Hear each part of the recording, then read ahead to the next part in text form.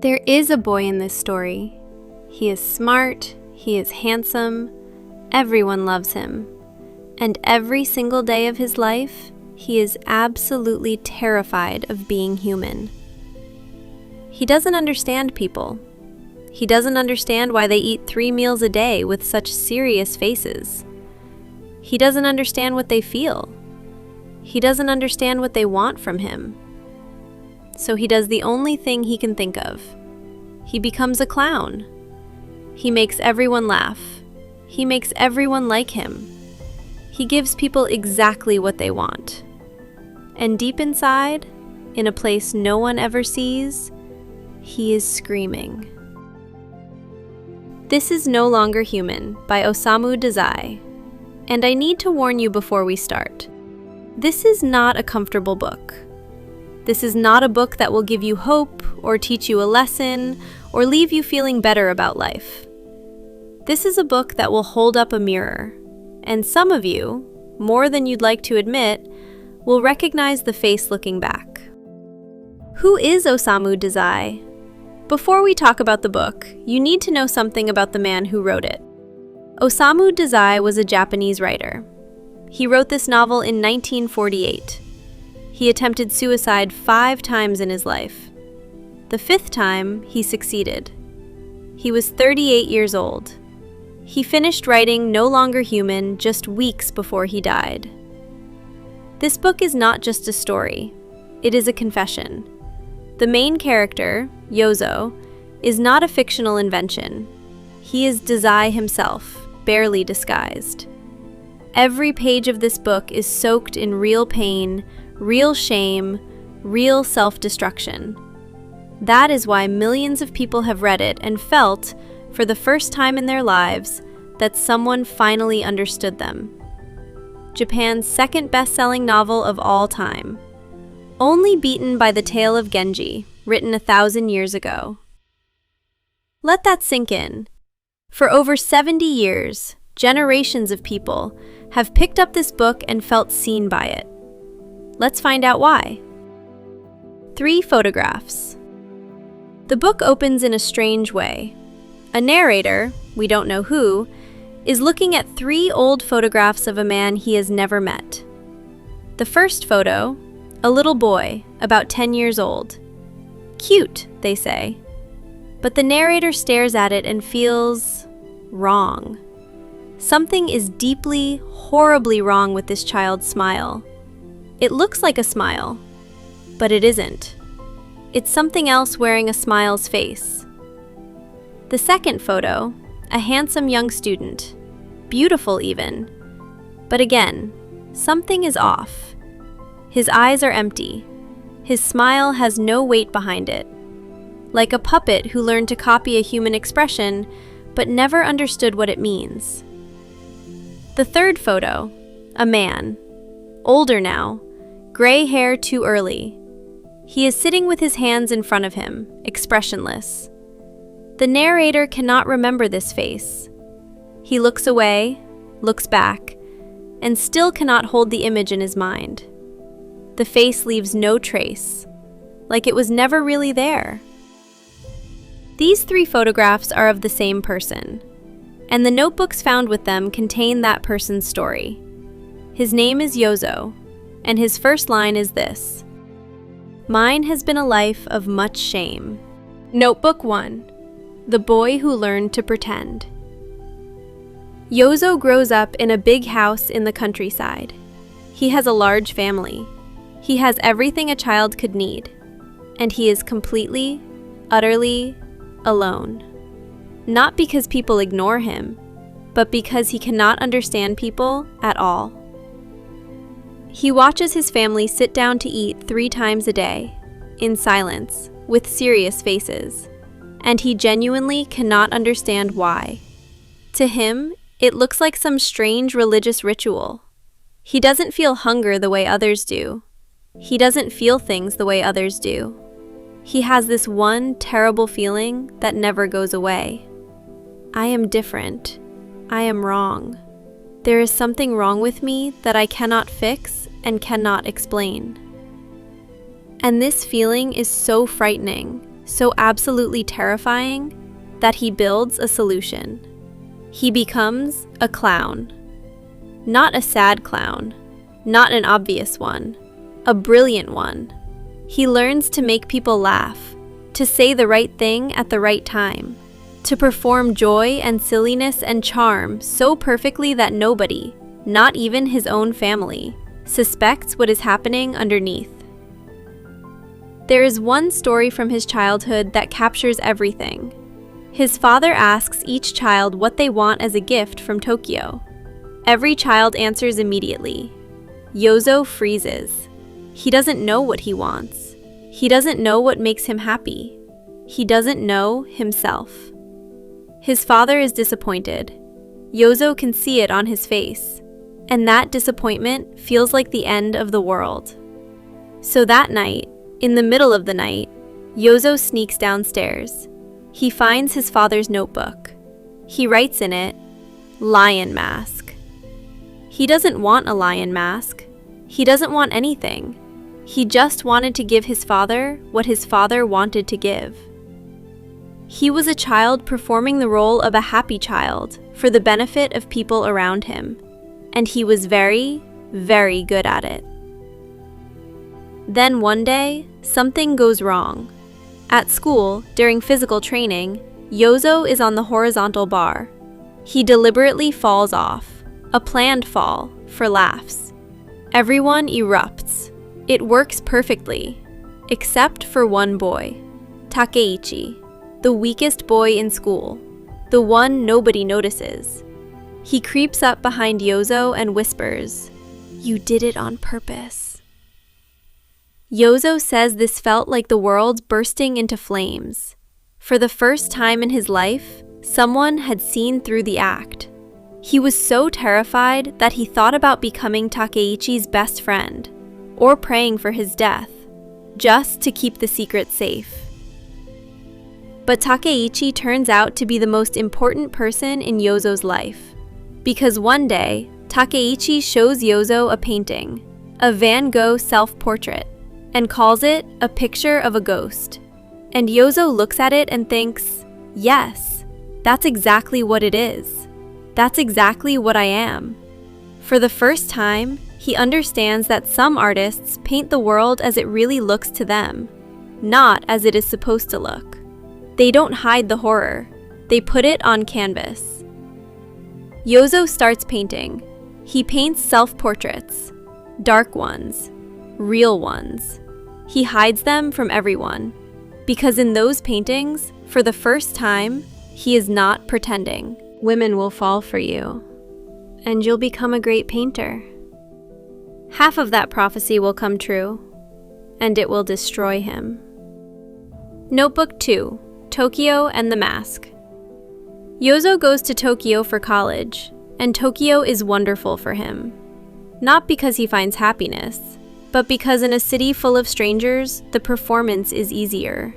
Nobody knows who he really is. Nobody is watching too closely. The clown act works perfectly on new audiences. He meets a man named Horiki. Horiki is 6 years older. He is a wasted artist, a city man, a bad influence in every possible way. And Yozo loves him immediately. Not because Horiki is kind. Horiki is actually selfish and cruel in small ways. But Yozo needs someone who will lead him through the city, through bars, through cafes, through all the places where frightening human beings gather. And Horiki does this. As long as Horiki is talking, Yozo doesn't have to perform. He can just follow. Through Horiki, Yozo discovers 3 things that change his life: alcohol, women, and underground political meetings. The alcohol comes first. That first drink loosens something in Yozo. The constant fear, the constant performance, the constant reading of other people's faces, it quiets down. Just for a little while. He can breathe. So he drinks more, and more, and more. The women come next. Yozo is beautiful. Women are drawn to him. But he doesn't experience this as joy. He experiences it as debt. Every woman who is kind to him feels like a weight he now owes something to. He is terrified of their kindness more than their cruelty. And then there is Tsuneko. She is a cafe hostess, married to a man in prison. She pays for his drinks the night they meet, and Yozo, who cannot afford it, cannot refuse her kindness. He spends one night with her, and for that one night, lying next to this sad woman with her own silent current of misery, he feels something he has never felt before. Safe. Not happy. Not loved. Just safe. Like two people drowning who find each other in the water. He calls it the one night of real happiness in his entire life. And then morning comes, and he destroys it with jokes, because that is what he does. Every time something real happens, he covers it with a joke, a performance, an escape. A few weeks later, completely broke, completely lost, he takes Horiki to the cafe to find Tsuneko again. He has no money. Horiki is drunk, and Horiki looks at Tsuneko and says, out loud, that she is too poverty-stricken for him to even want to kiss. Something breaks in Yozo at that moment. For the first time in his life, he feels a small, weak thing he can only call love. Not desire, not gratitude, just pity. For this woman who smells of poverty, for himself, who is the same. He gets so drunk he loses consciousness. He wakes up in her room, and she says, I feel so unhappy. Suppose we die together. And Yozo, 20 years old, no money, no future, terrified of living, says yes. They go to the sea at Kamakura at night. They walk into the water together. She dies. He survives. He survives, and he is the one who has to keep living. Notebook 3. Falling and Falling. After Kamakura, Yozo is expelled from college. His family cuts him off. He goes to live with a guardian called Flatfish, a man who used to be kind to him, who is now cold and contemptuous. Yozo watches Flatfish's personality change overnight, as if warmth was always just a performance that got turned off when it was no longer useful. How comic, Yozo thinks, that people can change themselves as easily as flipping their hand over. He runs away. He ends up, through a series of accidents, living with a woman named Shizuko. She has a daughter, Shigeko. She supports him. He draws cartoons for her magazine. He is what they call a kept man, and he knows it. And it makes him hate himself. But he is not able to leave. He is not able to say no. He has never been able to say no to anyone in his entire life. The little girl, Shigeko, calls him Daddy. And one day she asks him, Daddy, what would you like from God? Yozo thinks, I would like the courage to be angry. I would like a mask of strength. I would like to know how to say no. But Shigeko doesn't wait for his answer. She says, I would like my real daddy back. Yozo realizes that even this child, this small, innocent child he thought was safe, is a stranger. Everyone is a stranger. He will never know anyone. He will never be known. He starts drinking again. He leaves Shizuko. He ends up living above a bar in Kyobashi. He draws dirty cartoons for cheap magazines. He drinks from morning to night. And then comes Yoshiko. She works in a little tobacco shop across the street. She is 17. She has crooked teeth and pale skin. She tells him every time he buys cigarettes, You drink too much. She is the most innocent person he has ever met. She trusts everyone, completely, without question. She doesn't know how to suspect anyone. And Yozo, who cannot trust anyone, who has been faking everything since he was a child, is overwhelmed by her. He proposes as a joke. She says yes, seriously. They get married. For a short time, just a brief, fragile time, Yozo is almost okay. He stops drinking, they go to movies together, they buy flowers. He watches her and thinks, maybe there's still a chance. Maybe I can become a real person. maybe I won't have to die horribly after all. And then Horiki comes back. Horiki always comes back. He brings a message from Shizuko. He drinks with Yozo. He pulls him back into bars. One summer night, Horiki visits and they all drink on the rooftop together. Horiki gets up and says he's going downstairs for beans. He comes back very quickly. His face has changed. He points to the window of Yozo's room below. The light is on. Yoshiko is inside with a man.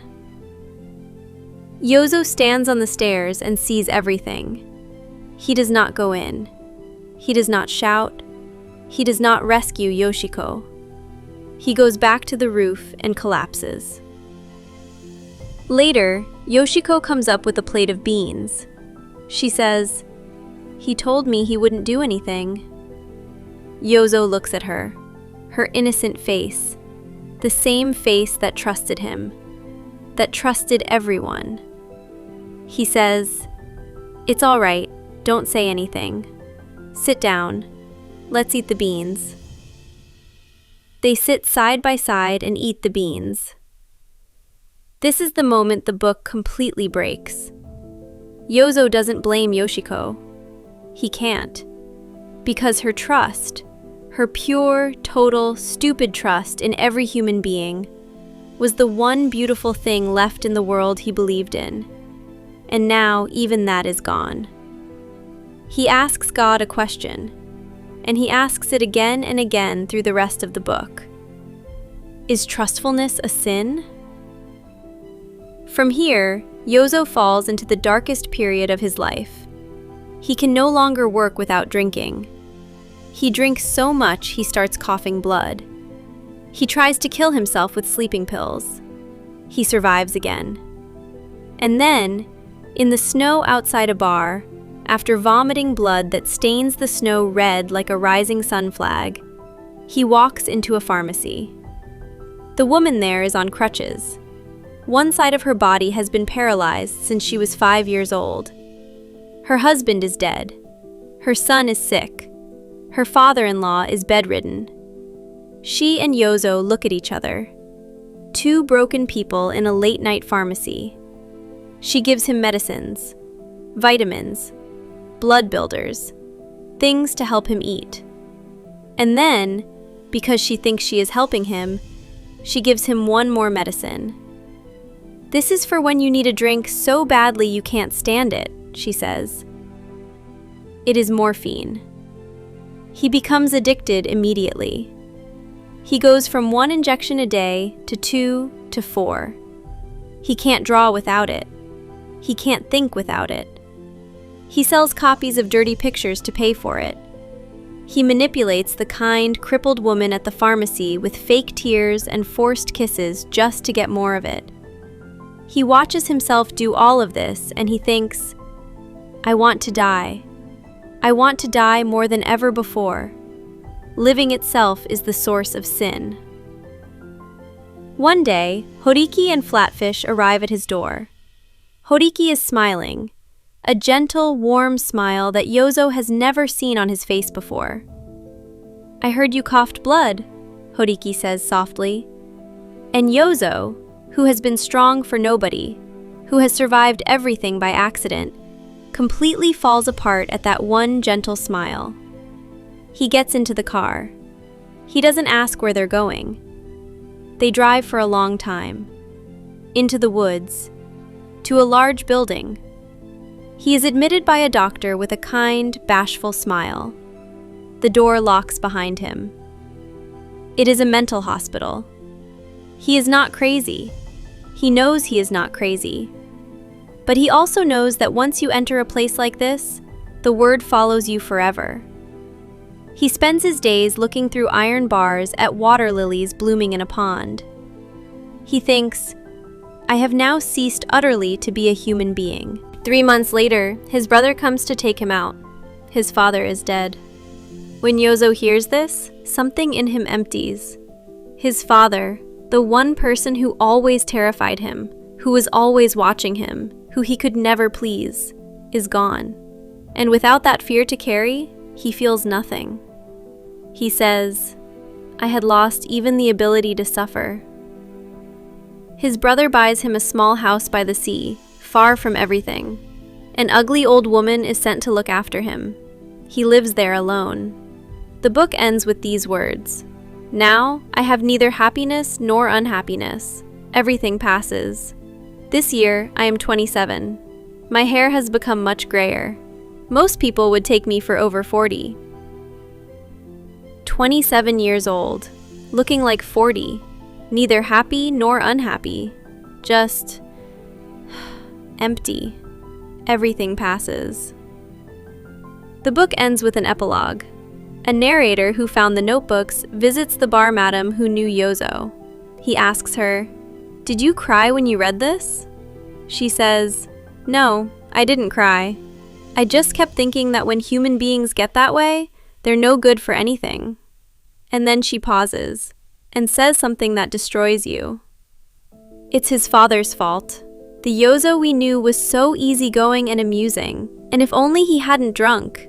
No, even though he did drink, he was a good boy, an angel. An angel. The man who wrote 3 notebooks full of shame and self-destruction and addiction and despair. The woman who knew him best called him an angel. What this book is really about. I want to talk about what this book is really saying. Because on the surface, it looks like the story of a man who wasted his life. But I think it's something else. It's about the price of never being real. Yozo never once in his life showed anyone his true face. Not his family, not his friends, not the women who loved him, not himself. Every relationship he had was built on performance. He gave people the version of himself that would make them comfortable, that would make them laugh, that would make them feel nothing was wrong. And it worked. Everyone loved him, and it destroyed him completely. There is something in this book for anyone who has ever felt like a stranger in their own life. For anyone who has smiled in a room full of people and felt completely alone. For anyone who has been told they're doing great while they're quietly falling apart inside. For anyone who has been so afraid of being truly known, truly seen, that they have spent years performing instead of living. Yozo asks one question that every reader carries with them after finishing this book. What does it mean to be human?